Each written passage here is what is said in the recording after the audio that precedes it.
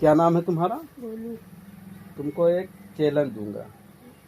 ये है गिफ्ट। इसको आपको 90 सेकंड में फाड़ के निकालना है। टाइम शुरू होता है। आप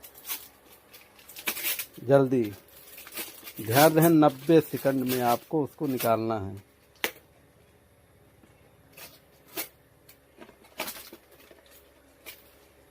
जल्दी, 15 सेकंड हुआ। 15 सेकंड हुआ है। देखना है आपको कितने टाइम में जीतोगे। जीतते हो या नहीं?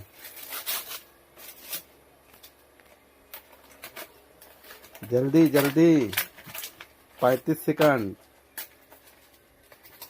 जल्दी, ये क्या है? पेन। निकालिए, क्या है? पेन।